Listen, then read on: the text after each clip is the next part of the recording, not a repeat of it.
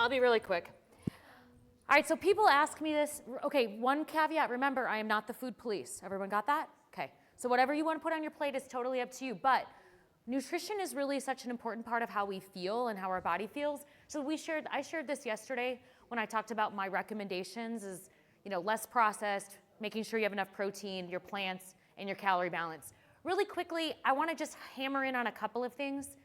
When we think about the metabolism of our body, which is how our body takes in, calories out, but how our systems are regulated, nutrition matters. So the three main food groups that we look at, carbohydrates, fats, and proteins, do a lot of things. The most important thing that I think we think about, and we should think about as humans, is how it gives us energy or takes energy away. Because I don't know about you, but I want to optimize how I feel and how I am every single day. And yes, I'm known to be kind of an energy bucket. I think I've always been a bit this personality, but I know part of it is how I eat and the choices that I make.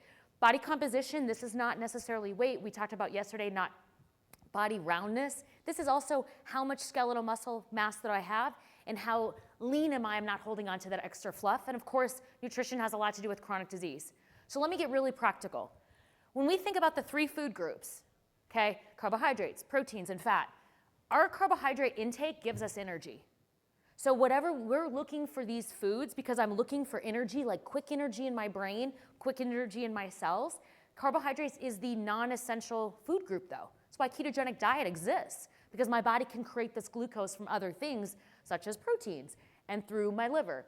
But what I always want to remind people is 50% of our diet is regulated or recommended to be in carbohydrates from the USDA dietary guidelines, because they were created many, many years ago. They also have a bit of bias into big food that we're not going to dig into, but I want to tell you, one of the things that I want you to understand is, yes, we need carbs and we look for carbs. We do when we're tired. This is why when I'm tired, my body is like, give me sugar, because I'm looking for that up.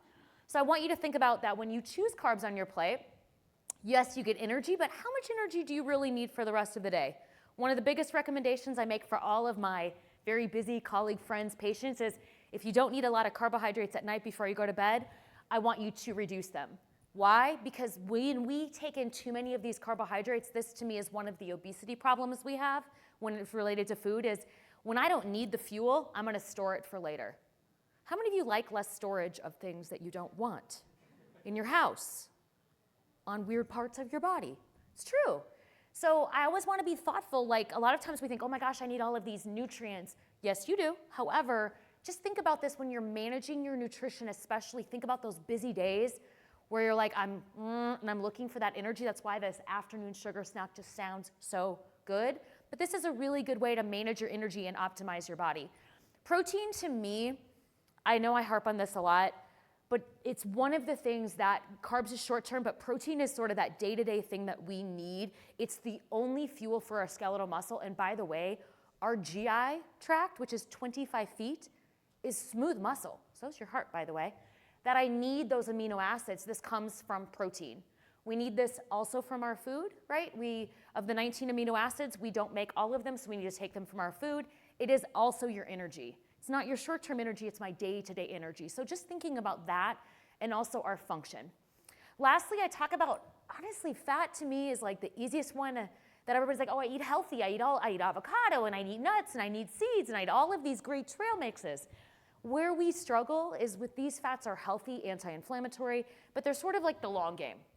So I'm not saying don't eat healthy fat, but these calories add up kind of quick, and it's really easy to get a lot of calories in from these foods that are really helpful. But we need to have regular, good, unsaturated, healthy, plant-based fats in our diet, because our cellular membrane, all those trillions of cells in our body have a little membrane that is driven by good, healthy, anti-inflammatory fats. Our nerves in our brain, when I work with people with neurological side effects, chemotherapy-induced peripheral neuropathy, or all of those sort of things, I talk to them about the importance of this. And then, of course, inflammation.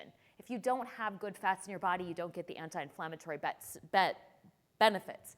So here's what I tell people when you go choose your food beyond today. Again, I don't care what you do at lunch, if you just go for it. The churros yesterday looked great, but I skipped them because I was like, I knew I'd be tired. I want you to think about building your plate for the best you. So think about what energy you need today, powering up your muscles, right? We need our muscles, we need our function. Sarcopenia, loss of muscle, has a 50% impact on our overall mortality. We see this in our patients. We can't forget about ourselves. So power up your muscles and make sure you have some unsaturated fats, but make sure that you've got room for the other things. Fair enough? Okay, breakfast. I forgot what was on there, but I know there's bound to be something. Eggs, yes. And I'm back for one more thing today, and I have a kind of a fun little movement thing for you. So everybody can get up and go head out and eat.